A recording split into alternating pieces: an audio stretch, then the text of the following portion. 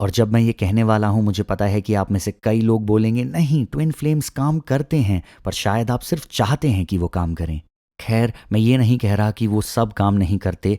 एक सबसे बड़ा जो कारण है जिस वजह से हमें लगता है कि पहले लव एट फर्स्ट साइट सब कुछ एकदम परफेक्ट लगता है और कुछ समय बाद सब कुछ गिरने लगता है, टूटने लगता है। और बहुत ही रिसेंटली मेरे एक बहुत अच्छे दोस्त के साथ ऐसा ही हुआ है। और शायद आपने मेरे स्टोरी में इसे देखा होगा, पर मैं ये आपको इसलिए बता रहा हूँ ताकि मैं आपको जागरूक कर सकूँ, तैयार कर सकूँ। अगर आप अपने सोलमेट या ट्विन फ्लेम को ढूंढ रहे हैं, या फिर इस वक्त आप अपने ट्विन फ्लेम के साथ हैं लाइफ में, तो कैसे डील करना है इनसे। पर उससे पहले शो रील हिट इट।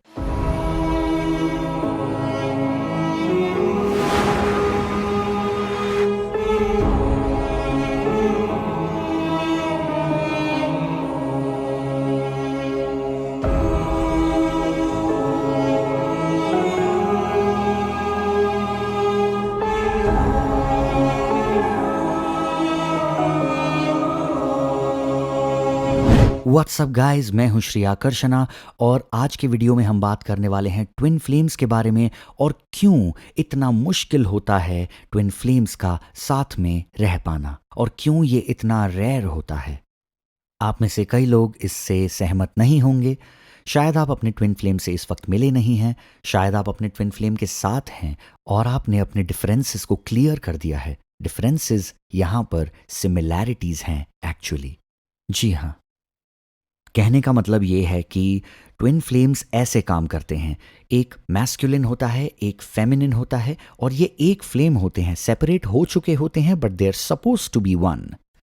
तो इस वजह से आप पाएंगे कि आप दोनों में कई सारी सिमिलैरिटीज होती हैं। जब आप मिलते हैं, आप रियलाइज करते हैं कि आप एक तरह से ही सोचते हैं, आप इंस्टेंटली क्लिक करते हैं। चाहे आप लोग बहुत दूर से हों, शायद आप दुनिया के इस कोने में पले बड़े हैं और वो इंसान दुनिया के दूसरे कोने में पले बड़े हैं, पर ये अट्रैक्शन इतना स्ट्रांग होता है कि वो खींच लाता है आप दोनों को साथ में। और एक बार जब आप साथ आ जाते हो, आपको ये सवाल आता है मन में कि हे, तुम्हारी स्टोरी और मेरी स्टोरी एकदम सेम क्यों है? हमारे हैबिट्स एकदम एक जैसे क्यों हैं? हमारी अपब्रिंगिंग एकदम सेम क्यों है? ऐसा इसीलिए है कि चाहे वो दोनों एक हों और वो अलग हुए थे कुछ समय के लिए, वो अट्रैक्शन उन दोनों को वापस एक कर देगा। ओके? और ये इस बात पर निर्भर है कि आपके दिमाग क्लियर हैं। अगर आपको ये जानना है कि ट्विन फ्लेम को कैसे अट्रैक्ट करना है, वो एक सेपरेट वीडियो की बात है, तो नीचे कमेंट करें प्लीज़ और लिखें आपके जो भी सवाल हैं ट्विन फ्लेम से रिलेटेड। और अगर काफ़ी सारे डिमांड्स आते हैं तो मैं ज़रूर एक नया वीडियो बनाऊंगा। और जब ये अट्रैक्शन आप लोगों को साथ ले आता है, आप नोटिस करेंगे कि इतनी सारी सिमिलैरिटीज़ होती हैं। अब ये एक अच्छी बात है पॉजिटिव साइड पर ये उतनी अच्छी बात नहीं होती जब आप इस ट्विन फ्लेम को ज़्यादा और ज़्यादा जानना शुरू करेंगे इस फिजिकल रियलिटी में। और आपके मन में ये विचार शुरू हो जाते हैं, मुझे नहीं पसंद है जब ये इंसान ऐसा करते हैं, मुझे नहीं पसंद जब ये वैसा करते हैं। और जब आप इस रियलाइजेशन पे आते हैं कि आपको उनमें क्या पसंद नहीं है, वो एक्चुअली आपकी खुद की कमज़ोरियों का रिफ्लेक्शन होता है, योर वीकनेसेस। और ये ही सबसे बड़ी प्रॉब्लम है। मेरे दोस्त के साथ ये हुआ था, साइमन सिनेक के साथ। हम लोग कहाँ थे, कहाँ पर थे हम लोग?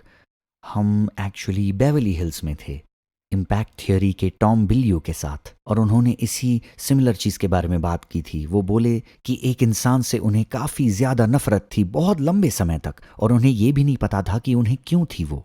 और बाद में उन्होंने रियलाइज़ किया कि वो इंसान सेम क्रिएटिव इंडस्ट्री में थे और उनके पास कई समय बहुत सारे इंटरेस्टिंग आइडियाज़ होते थे, नए आइडियाज़ होते थे जो इनके पास भी नहीं होते थे, और अक्सर कहीं बेहतर भी होते थे।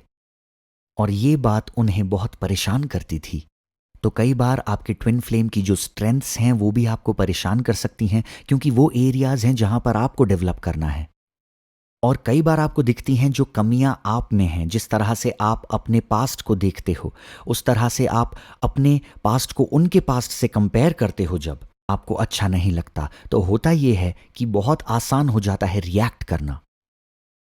जब ट्विन फ्लेम साथ आते हैं, ये दोनों एक एक्सपोनेंशियल रेट से ग्रो कर जाते हैं।